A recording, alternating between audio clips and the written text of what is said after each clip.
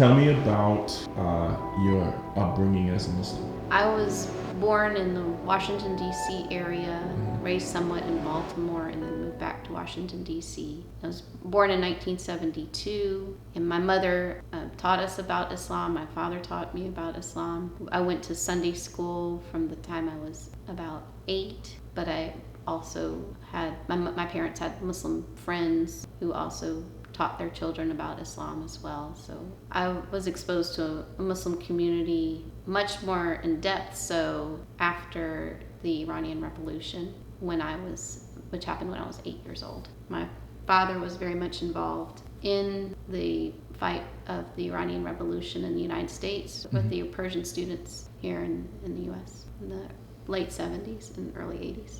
Okay, and how are you related to Anthony Van Salee? Anthony is my 11th great-grandfather. So my mother's father's father's father, about 7 grandfathers up, and then his mother's father is Anthony Van Salee. Okay. And who is Anthony and Abraham Van Salee? Anthony and Abraham Van Salee were 2 sons of a couple from Morocco. The mother actually was born and raised in Spain, and the father was a Dutch man who converted to Islam or reverted to Islam. Okay.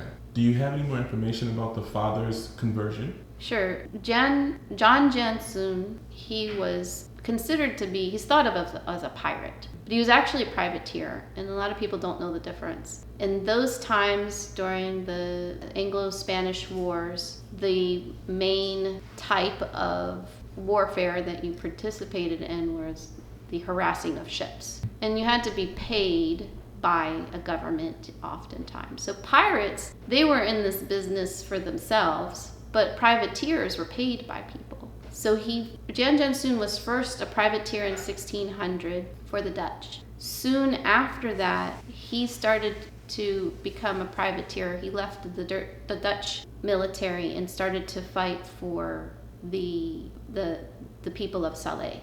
The people of Salee were sort of an independent nation. They became this Republic of Salee. They were in the area of Morocco, but they were not necessarily under the rule of Morocco. And if you go to Salee today, the tourists will point to Salee and tell you, oh, that's where the pirates docked. But again, they weren't necessarily pirates because they had a republic that they were fighting for. I had a friend who could translate Spanish, Arabic, and English, and she helped me to go through some other sources and other languages to find information about the wife of Jan Jansoon Van Salee. She was actually, what I learned from that is that she was actually part of the Hornochos tribe in Spain. And the Hornochos tribe left Spain and came to Morocco. They established a government of 14 parliamentary members, and they elected Jan Jansoon as their president because he was a very good captain. And he later changed his name to Murad Rais II. When he would even sign his name as Murad Rais later on after that. So he married one of the daughters of the parliamentary members, and her name was, people refer to her today as Margarita. He left his Dutch wife from Holland. He had 3 children with her. He left her and married Margarita. And several years after, his daughter came to visit Salee and begged him to come back and to leave privateering, and he refused. So Margarita and Jan Jansoon had at least 4 boys and maybe 1 girl. Another source that I have consulted with is actually descendants of Jan Jansoon in Salee, in Morocco. In Morocco, they have a tradition of filing with the government your lineage if you are related to the Prophet Muhammad Sallallahu. And this family on Margarita's side can trace their family lineage to Prophet Muhammad Sallallahu through a major king that used to rule Morocco too as well. So I have filed my family's name and my children's name with the government of Morocco as being descendant from the Prophet Muhammad. In a way I was able to do that was through the lineage of being related to Anthony von Salee. Okay, that's beautiful. Okay, so tell me the historical significance of Anthony coming to Brooklyn. Was he the first, or explain that? When he came originally, he came to Manhattan, which is not part of Long Island. That was where New Amsterdam was. And there were 300 families that lived in Manhattan. They came here with the Dutch West Indies Company, which is a fur trading company. And most of the people that came were merchants. And they were traders, they were investors. So when they came around early 1600, 1620, 1624, they needed protection. They were very much close to the sea. New Amsterdam's right on the water. That time, like I said, the major source of warfare was harassing ships. You needed to have a good navy, and they needed protection. So they got protection from the Dutch government, because most of them were Dutch. And so that year that Anthony von Salee came with Abraham, there was a drought in Morocco. And so his father being Dutch, it was a good opportunity for him to come live in New Amsterdam. The Dutch like to pride themselves as being different from the Spanish, because the Spanish were very discriminatory when it came to religion. They had the Spanish Inquisition. They enslaved Muslims and Jews or anyone who wasn't Catholic. And the Dutch, a lot of them were Protestants. They were actually part of Spain, and they wanted to become separate from Spain. So they had a lot of preaching of ideas about freedom of religion, and there was a treaty of New Utrecht that actually said that people should be, from 1575, that said that people should be able to practice their own religion, that they would have the right to practice their own religion. So Anthony von Salee may have felt that he could be able to practice his religion among the other Dutch people, but as time would tell, that the people didn't actually live up to that idealism. Right. So is he the first known Muslim in this area? There were 3 known Muslims in the settlement of New Amsterdam. The 2 of them were Abraham and Anthony. There was one Egyptian named Nasruddin. When you get to the Charter of New Amsterdam, which was written several years after Anthony, Abraham, and Nasruddin were living in New Amsterdam, it does mention we welcome Turks and Egyptians. And Turks and Egyptians were the only 2 other types of other religious people that were there at the time. There was a time where Jews came as well. I think that was shortly after. Are there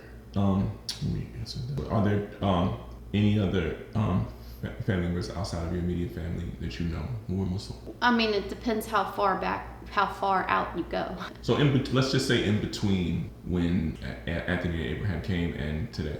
It would be very hard for people in the colonial days to practice any religion other than Christianity, because everybody had, during colonial times, there was no freedom of religion. You had to pay the pastor's salary, and if you didn't, you were fined, sometimes jailed. Anthony von Salee was one of those people. He was asked to pay the pastor's salary. Instead of paying the pastor's salary, he slandered the pastor and those who were in charge, and so then he was fined for slandering. So, like I said, very difficult to practice religion other than Christianity during the colonial times, with there not being any freedom of religion. Do you have any information about how he navigated that? He didn't navigate it very well, because I read one place, and I don't know exactly how many court cases there were, but out of several court cases, let's say 43 court cases I read in one place, 15 of them at least, he was the defendant. So people picked on him. They saw him as Muslim. They called him the Turk. They accused him of things he probably didn't do, and took him to court all the time. So he had a very hard time, and he was definitely a target of Islamophobia throughout his whole life in New Amsterdam. Okay, that's a good answer. Any triumphs that you can recount as well, or anything you notice in terms of things that you think he was successful at doing? He was a very successful investor. He had several pieces of land. He also was successful at one point in negotiating on his own behalf, or advocating for himself, because he, at one point, after all these court cases, he was seen as a troublemaker, and so he was banished from New Amsterdam, and he appealed the banishment by writing to the King of the Netherlands, and as a result, he was awarded the 200-acre farm that was is now New Utrecht, or Gravesend. Today is Gravesend. Mm-hmm. And Gravesend includes Coney Island. Coney Island was also referred to as Turk Island because that was Anthony von Salee's property. So he was successful in that. He was successful in working with Quakers to harbor Native Americans. He was successful in creating the borough of Brooklyn along with Lady Moody, a Quaker, and several other residents who came there after him, including freed slaves. So do you have any record of any other collaborations with Muslims throughout his life, or any other, even calling to Islam, anything like that? Any record of kind of bringing more attention to, what he believed and that kind of thing? Well, although he wasn't able to teach his children Islam, he was able to pass down the concept of the one God, and pass the Quran down in the family until 1925. We have a record of a report in 1925 that the Quran, which was written in the Zaydan, it was a Zaydan Quran, and it just one page of a Quran today sold for over $11,000. There were only a limited number of these Qurans produced. So he brought that Quran, one of those Qurans, to the United States, and he is believed to be the first person to have brought that Quran. He was a very good farmer. He raised cows on Long Island, but he also had orchards, and he's believed to be, he had 73 cherry trees on his orchard. And his orchard is the first record of cherry trees being in the United States, or being in North America. Your mother mentioned also, like, her father, being a person who she clearly remembers her father talking about Tawheed, right? And you mentioned his passing it down. You have any other instances where throughout the family where you see this being transferred, even if it's not in the form of Islam from a technical religion, but more from a belief and a tradition standpoint? Well, there are sort of hypotheses based on what I have looked at. There are two graves. One is of Edward Spragg in Iowa, and it has the one finger. And then there's another grave of Captain Thomas Spragg, who fought in the Revolutionary War. And his grave appears to have a Kaaba on top of it. I looked up these symbols, and a lot of the symbol of the Kaaba especially is often associated with Masons. And it may be that people who didn't believe in the Trinity could practice some of their faiths in a Mason temple, or is more private. And I think that's my hypothesis, is how they were able to pass down the Tawheed was either through oral tradition in the family or through Mason temples. I'm not sure how else, but that's what my theory about it after I look into the graves and those sort of things. Okay, that's great. And then how does it feel for yourself being a part of, knowing that you're a part of a family with a very early American Muslim ancestor? When my mother told me this story and I looked it up to check it for myself, it really changed my life. Because all my life I was the child of an Iranian revolutionary, and I was very much felt to be an other. We would even refer to non-Muslims as those the Americans. We would never refer to ourselves as Americans. I never, whenever there was a Pledge of Allegiance read at school, or we sang the Star-Spangled Banner, I would see people become full of emotion and pride of being American, and I didn't understand what that felt like. And when I heard this story, it was as if somebody had given me a sense that I didn't have, like you couldn't see, and now you put glasses on and you can see, or you couldn't hear, and somebody's giving you a hearing aid, you can hear. I suddenly was able to connect and feel what it was like to be proud to be an American.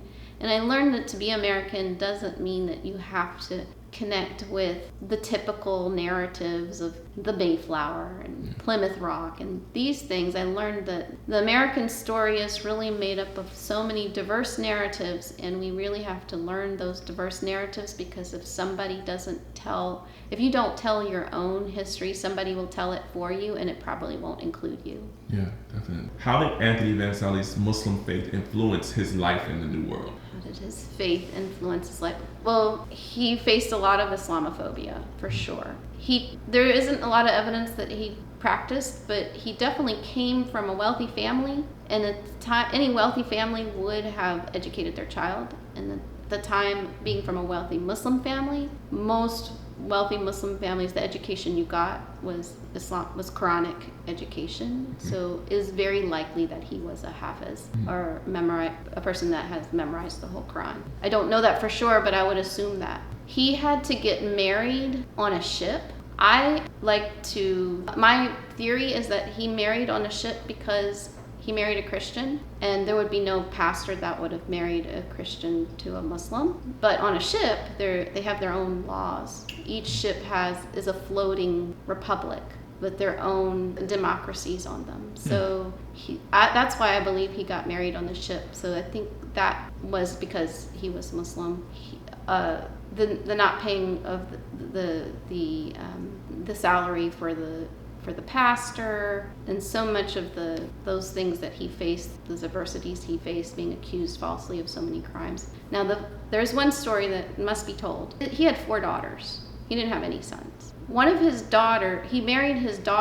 daughters. He married Annika Van Salee, one of his daughters, to the neighbor. Was it Thomas Southard. He married her to the neighbor, Thomas Southard. And the dowry that was agreed upon was 20 cows. Now, if you're not a Muslim, you wouldn't understand why this is a problem. But if you're a Muslim, you understand very much that a dowry for a Muslim is different than a dowry for a European. A dowry for a European, the gift goes from the father of the bride to the groom. The dowry for a Muslim goes from the groom to the bride. If the agreed upon dowry was 20 cows, the groom, Mr. Southard, was expecting to get those 20 cows from his father-in-law. And the father-in-law was expecting his daughter to get the 20 cows from her husband. So when the son-in-law asked for the 20 cows and didn't get him, he was very angry. And they went through many court cases. And like I said, if you are not a Muslim, you wouldn't understand why this was a problem and why this misunderstanding existed. But I think there were several cultural misunderstandings like that because he was a Muslim. Now, he also there were a lot of misunderstandings. There were a lot of misunderstandings about the family. One major one was about his wife. She's portrayed as a prostitute in many history books, but there's never any record that she had children with any other men, or there's no proof of it. What they base this on is that when her baby was born, she said to the midwife, "Does the baby look like my husband?" But he was swarth in color, so she wanted to know, did the baby look like her husband or her? Not did the baby look like her husband or some other men. But they would say that, and then she also was very outspoken, and she also committed slander and would insult people that would accuse her of things. So she, at one point, showed her undergarments, which would have been her petticoats. If she would have lifted up her petticoat to show just even part of her, or lifted up her dress to show part of her petticoat, that was an insult. So that has been taken out of proportion and used to paint a picture that she was a prostitute, which is not true. Wow, yeah. This just sounds familiar, like so many other stories of Muslims and prophets. His name is significant descendants of Anthony Van Salee, that you know. For sure, all the Vanderbilts. And can you give me a little summary of who they are, each one? The Vanderbilts are a very wealthy family. If you go to Asheville, North Carolina, you'll see their home, the Biltmore, and it's the largest family home in the United States. You can tour the home. They're known as, during the 20s, they became They were one of the people that had monopolies and became very, very wealthy. They were friends with people who were inventors and that sort of thing. So then of course, people say that Jacqueline Onassis Kennedy is descendant from the Vanderbilts, as well as Warren Harding. And if you know the reporter, Anderson Cooper, he is descendant from a Vanderbilt. And a lot of people came to know the story of Anthony von Salee when Anderson Cooper joined Finding My Roots episode. And what's his name? Gates. Henry Gates did his research. Henry Gates Jr. researched the ancestry of Anderson Cooper. That's how a lot of the stories started to come back up. Now, the Nation of Islam was very familiar with the story of Anthony von Salee, and they wrote about it in Muhammad Speaks newspapers. So that was not the first record of Anthony von Salee being taught. Nice. Okay, so another thing I have is, what impact did Anthony von Salee have on the local community and economy of New Amsterdam? He was a big investor, so just like what any investor would have an impact on the area, bringing wealth to the area.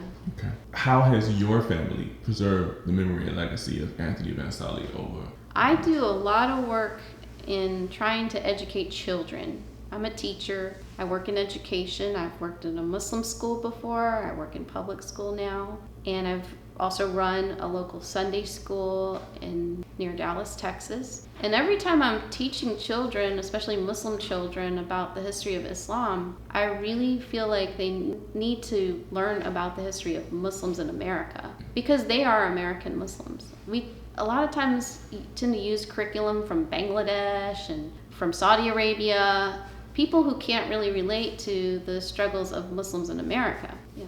So I worked with Brother Muhammad Al-Ahri to write 3 volumes of textbooks for children called Islamic American Heritage. Mm-hmm. Definitely was also inspired by Brother Amir Muhammad. And when I saw his museum, I just fell in love with all the work that he's doing. And so I worked with Brother Muhammad Al-Ahri to create these very child-friendly books for teachers to use. And I also go around and speak at different mosques about the stories of Muslims in America. And I have had a podcast that I've done the podcast is Did You Know? Mm-hmm.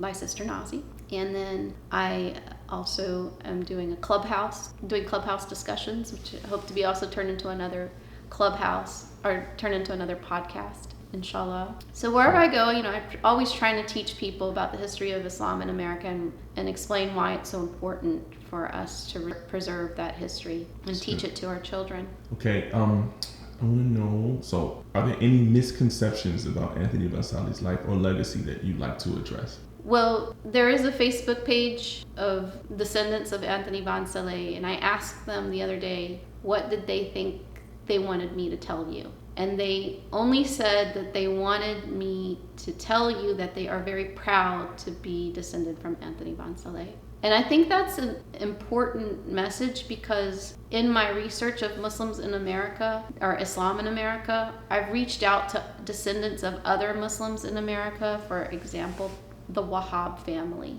in the Ocracoke Island. And they were very offended for me to imply that they may have been descended from a Muslim. And you'll go to some of these pages of family history, and they're trying to find any kind of way to prove that either their ancestor converted, or that their ancestor wasn't really a Muslim, or that this was all a lie. So I think the fact that these people that are in this Facebook group are actually proud to be descended from a Muslim speaks volumes. Right. Okay. And I think about my last question, and you can give me any other contributions, are how do you think that Anthony von Salee's story contributes to our understanding of religious diversity in early colonial America?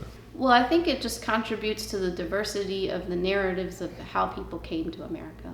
We need to start giving credit to all of the narratives and contributions of the enslaved people, the narratives and contributions of the Native Americans who were already here, the narratives and contributions of the merchants, of the salesmen. We have stories of the tamale salesman who traveled to America from the West. We have stories of indentured servants. There's so many different ways that people came to America and for different reasons, and we just need to recognize and diversify those stories so that people can feel included in the American history. I do want to say one thing.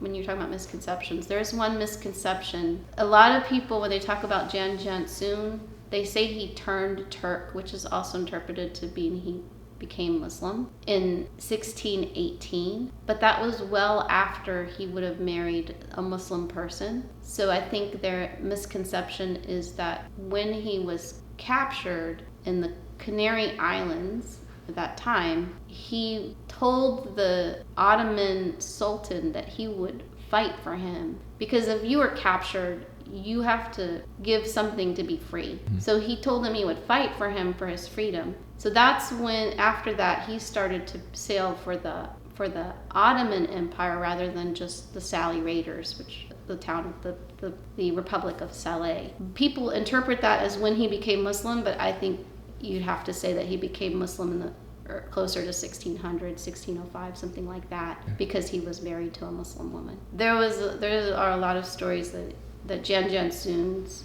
crew had to be Muslim. Now, Jan Jansoon wasn't the only privateer that turned Turk, the only European privateer that turned Turk. One of the most famous privateers that turned Turk was John Bertie, who's also known as John Sparrow from the movie Pirates of the Caribbean. There were several from many different European countries that had turned Turk. Right. And for the audience, again, turn Turk means that they went to go work for the Ottoman Empire and thus became Muslims. Okay. So interesting. Okay. Any comments or any information you'd like us to know as we end this? One of the things we didn't say about Abraham is that Abraham was married to a lady from Sudan, and his child was, of course, of color, and his wife was of color. And there is a will for Abraham, and the will leaves his wealth, which he would have been a pretty wealthy person, to his son, who was of color, which was very unheard of at that time. It was sort of the talk of the town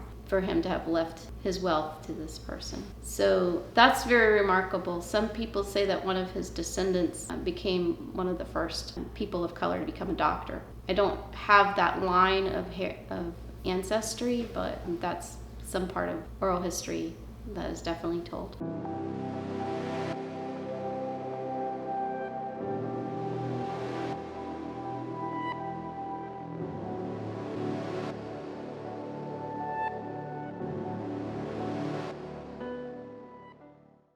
My name is Arlene Sprague Pater-Rov. All right. How did you become a Muslim and when? I was born Muslim. All right. So tell me about the origin of Islam in your family. My father taught me his concept of God and what God does. God was the original being that created everything, is creating everything, and maintains everything. Okay, and how are you related to Anthony Van Salee? He was my, I guess, 9th great, I'm not sure. He's my 10th great grandfather. 10th great grandfather. Okay, who is Anthony and Abraham Van Salee? They were the first to settle on Long Island, New York. Okay. First settlers to settle on, first Muslim settlers? First settlers. In general? In general. Soon after Plymouth Rock. Can you expound upon that a little bit more? The details you have about that? Well, his father was Muslim. John Jansen was a Muslim. He was born in the Netherlands and settled in what is now called Morocco. And he taught his children about Islam. He became the leader of a state in Morocco. It's called Salee. So he was John Jansen Van Salee, but they also call him Van Harlem. Okay. Was Anthony the first known Muslim in Brooklyn, New York? Anthony came with his brother Abraham Van Salee. Okay. And they were both known as Muslim? They were both known as Turks. Okay. Are there any other family members outside of your family who are Muslim? No. I mean, they don't know. They consider themselves, one is, my father's side is Mormon, the other one is Catholic, but I think my father was influenced by his ancestors, by his father and his father's father and father, as to the concept of who God was. Can you give any insight onto where that influence came from? My father, his father was a scientist, a college professor in Michigan State College. Mm-hmm. And his father, my father was Francis William Sprague. His father, Frank A. Sprague, was college professor. His father was Ezra Sprague. He was a frontiersman. And his father was Edward Sprague. On Edward Sprague's tombstone, he has one finger. Mm-hmm. Like there's only one God. They all had the concept there's only one God, but I mean for a long time. But I guess some of them drifted from that. Right. Okay. So it's kind of more of an Abrahamic faith thing, like they were. Have you seen or noticed any Islamic traditions passed down the family? Just I see from my father. My father he got married in Newark, New Jersey. Lived with my mother in North Carolina. So he was totally different from them. And he didn't like going to Methodist church, but he promised his wife that when they got married that he would go to a Methodist church and he wouldn't tell us, the children, about in whatever he believed. She knew that he wasn't Methodist, but she also made him promise that he would raise us as Muslim. He would allow us to be raised as Methodist. Okay. So you got it, but you knew that wasn't what he believed entirely? Because when I was 4 or 5 years old, we were in the car and he says, I have to tell you something, but don't tell your mother I told you. Mm-hmm. I'm not Methodist. And then he told me the concept of one being, a powerful being that created everything. So that means, and is creating and the sustainer of everything. So I'm thinking, that just makes sense. It's logical. But when I was 12 years old, my mother said, it's time for you to go to this class about becoming a member of the Methodist Church. And the preacher was telling us, we're all 12 years old sitting in a circle, and he was saying, in the Methodist Church, there's a Trinity. That means God is three, the Father, the Son, and the Holy Ghost. And I'm thinking, now I'm 12. I've been thinking since I was 4 or 5 that there's only one God. That's what my father had told me. But the preacher is telling me about the Trinity. And I'm saying, when I say God, I don't think about Trinity. I never thought that way. So how did you end up? So when you grew up, were you Methodist first before you reconnected with Islam, or did you never believe it in the first place? My mother took us to church every Sunday. Yeah. And we went to Sunday school, and also from there we went to hear the preacher talk. Okay. So when did you officially say, okay, I'm Muslim and I'm following the religion of Islam? Well, when I was 12, mm-hmm. I realized I wasn't believing in the Methodist Church, Gotcha. What they believed, because I didn't know what they believed until I was 12. So I'm saying, I've been going to this Methodist Church for 12 years. I didn't know what they believed, but I know that's not what I believe. Okay. So I was always saying, when I get to college, I'm going to search for the truth. So I always met a lot of foreigners, mm-hmm. from people from other countries, and I talked to them about their religion. And I met some Muslims, I met some Buddhists, people of all religions. Okay. And I became more friendly with the Muslims because I was, when I met my husband, I was 23 years old, and he would tell me about Islam, and he said, well, there was Adam and Eve, there was Prophet Abraham, and I'm saying, well, that's all in the Bible. It can't be too much different. Mm-hmm. All right. So, when do you know about what age did you decide to start praying as a Muslim? I started praying in 1975, about that time. Okay. And I prayed in Arabic. And you prayed in Arabic. Okay. All right. So, how does it feel to be a part of how does it feel to be in the family of an American Muslim ancestor, like an early American Muslim ancestor? Do you feel like you're reconnecting? After my father passed away, after the movie Roots, I started researching my ancestors. And my mother's side, it was one of my cousins did most of the information for me, so I worked on my father's side. My cousins, they had very little information except for one cousin, Frank. Because he's a Mormon, that's his obligation to know about his ancestors. So he did study the ancestors a lot, and he helped me a lot. Okay, all right. And how do you feel now about it? Do you still look for things How does it affect you today? Well, today I see the similarities. I like to look at the similarities. But in practice, people practice their religion differently. Some Muslims practice different from other Muslims. When I was reading about, I can't tell you the source exactly, but when I was reading about Anthony van Salee, first of all, his brother came with him. He came with an African lady. He was married to an African lady. And when they came over, my father was so different from people living in the South because he treated everybody as equals. In my mother's family, they weren't like that. They thought that black people should get one salary range and white people should get another salary range. And black people, that I'm talking about 1950, because I was born 1947. So in the 1950s, the school, there were black schools and white schools. The black school was close to us. I could just walk across the street and go down one block, but the white school was a mile away.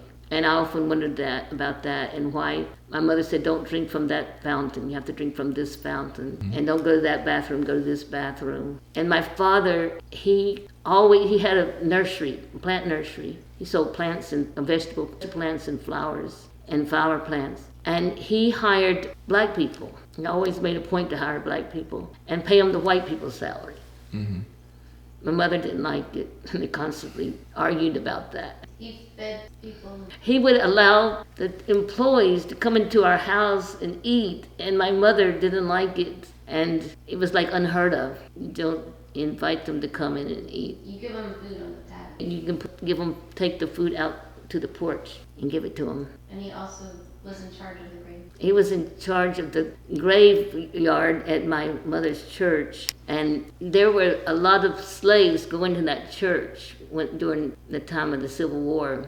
Before the Civil War, slaves went to my mother's church, Methodist Church, because it's built in 1834, and they were in the balcony, and they were buried in the cemetery behind my mother's church. Brown Cemetery. At Lee's Chapel Methodist Church, but their names were not put on their graves. Unmarked graves, and they weren't put in the log. Oh, well, his brother was married to a black person, and he was always kind to people. And what I read about Anthony was if there's someone was in debt, and they were put in prison for that, he would go and pay their bail and get them out.